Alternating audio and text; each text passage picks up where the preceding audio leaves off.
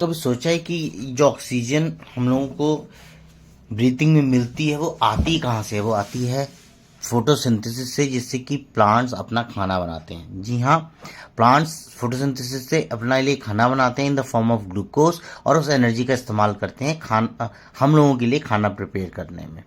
तो फोटोसिंथेसिस वो प्रोसेस है जिससे कि प्लांट्स अपना खाना खुद ही बनाते हैं, autotrophic nutrition, using sunlight, water और कार्बन डाइऑक्साइड। ये 3 रॉ मटेरियल्स हैं जो फोटोसिंथेसिस के लिए इम्पॉर्टेंट है। प्लांट्स को फूड चाहिए जीने के लिए, जैसे हमें चाहिए। फोटोसिंथेसिस से वो ऑक्सीजन भी प्रोड्यूस करते हैं और ग्लूकोज भी प्रोड्यूस करते हैं, विच इज़ अ कार्बोहाइड्रेट। अब क्वेश्चन है कि क्या प्लांट्स को जो रॉ मटेरियल्स हैं फोटोसिंथेसिस करने के लिए, वो कार्बन डाइऑक्साइड, वाटर के अलावा भी कोई रॉ मटेरियल चाहिए? तो उन्हें अदर मटेरियल्स चाहिए, जैसे कि आपके मिनरल न्यूट्रिएंट्स हैं। नाइट्रोजन हो गया आपका, नाइट्रोजन, फास्फोरस,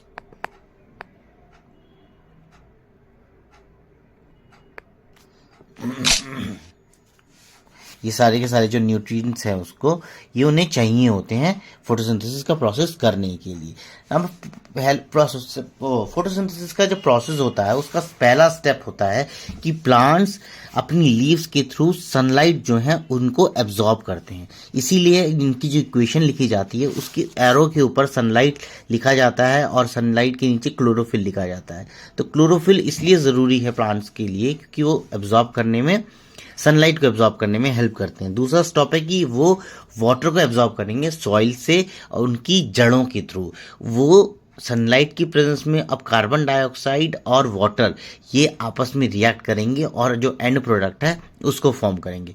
तीसरा स्टेप है कि प्लांट कार्बन डाइऑक्साइड लेंगे हवा से, उसके बाद में in the presence of sunlight they will form glucose which is a carbohydrate. तो इसकी जो अगर हम बात करते हैं वाटर की, तो वाटर एब्जॉर्ब किया जाता है इनकी रूट से, जाइलम के थ्रू ट्रांसपोर्ट किया जाता है। ये जो वाटर के मॉलिक्यूल्स हैं प्रेजेंस ऑफ सनलाइट में स्प्लिट हो जाते हैं हाइड्रोजन और ऑक्सीजन में। It is known as photolysis of water. So equation ये है। अब इसको हम लिखेंगे 6CO2 plus 6H2O under the presence of sunlight and chlorophyll. They form C6H12O6 which is glucose. Glucose is a form of carbohydrate plus 6O2 oxygen भी release किया है। ये ऑक्सीजन हम लोग इस्तेमाल कर लेते हैं in the process of respiration. So apart from carbon dioxide and water, plants को न्यूट्रिएंट्स भी चाहिए अलग अलग, नाइट्रोजन, फास्फोरस, आयरन, मैग्नीशियम, ये भी चाहिए सॉइल से फोटोसिंथेसिस करने के लिए, क्योंकि ये न्यूट्रिएंट अलग अलग कंपोनेंट्स को बनाने में काम आते हैं। जैसे nitrogen is essential compound element for the synthesis of proteins and other compounds. तो इनके लिए रॉ मटेरियल इसके अलावा भी चाहिए। अगर हम बात करें कंडीशंस की, तो कंडीशंस जो होती हैं सनलाइट और क्लोरोफिल दोनों चाहिए होती हैं। फोटोसिंथेसिस का जो प्रोसेस है उसकी intensity, quality, duration of sunlight, ये सब इफेक्ट करता है फोटोसिंथेसिस को। और क्लोरोफिल एक ग्रीन कलर्ड कंपाउंड है जो कि क्लोरोप्लास्ट में पाया जाएगा। अब ये सब होता कहाँ है? ये सब होता है क्लोरोप्लास्ट में। Chloroplast is the site of photosynthesis, but chloroplast में ये चीज़ होने से पहले गैसेस किस तरीके से मूव करती हैं, इससे पहले हम लोग जान लेते हैं क्लोरोफिल का क्या रोल है। जैसे कि मैंने बताया था, it helps to capture sunlight. वो सनलाइट जो कैप्चर हुई है उसी की वजह से वाटर का मॉलिक्यूल H+ और OH- आयंस में ब्रेक होगा हाइड्रोजन ऑक्सीजन में, और उसके बाद में वो रिड्यूस करेंगे कार्बन डाइऑक्साइड को एज प्रोडक्ट। अब नाउ इवेंट्स की बात कर रहे हैं। What are the various events that took place in photosynthesis? सबसे पहले तो एब्जॉर्प्शन ऑफ सनलाइट, सनलाइट को एब्जॉर्ब किया जाता है, ठीक है। इसके बाद first one is this second one is conversion of chemical and light energy into chemical energy. Conversion of light energy into chemical energy, and the third one is reduction of carbon dioxide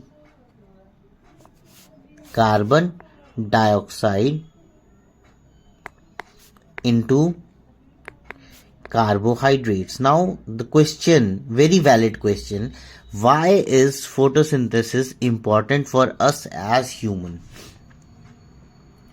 देखिए, हम लोगों के लिए photosynthesis का जो process है ज़रूरी इसलिए है क्योंकि इससे हमको ऑक्सीजन मिलती है, दूसरा इससे प्लांट्स को एनर्जी मिलती है, जो एनर्जी वो बाद में फूड सिंथेसाइज करने के लिए यूज़ कर सकते हैं।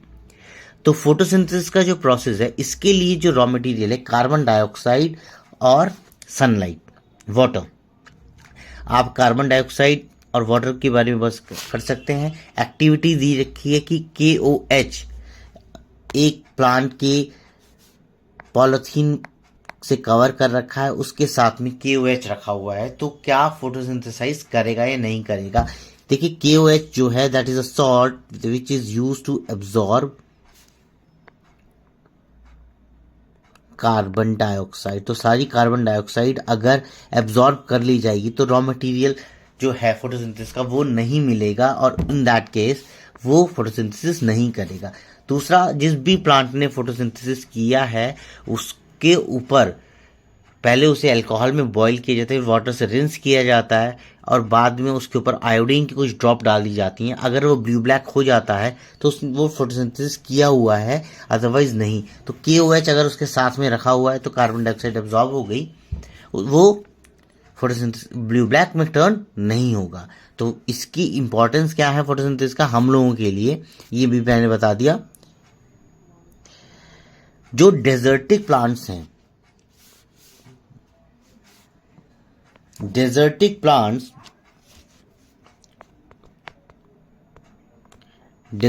प्लांट्स टेक अप, पूछा जाए कि डेजर्टिक प्लांट्स किस तरीके से फोटोसिंथेसिस कर लेते हैं, तो take up carbon dioxide at night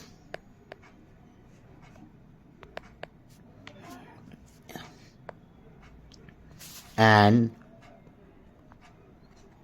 prepare an intermediate compound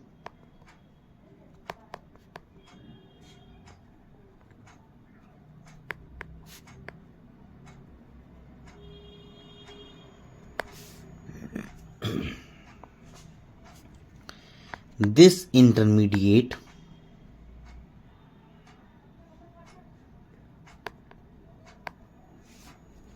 compound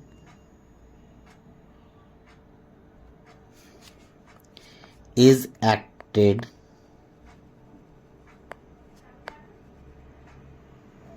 upon by the energy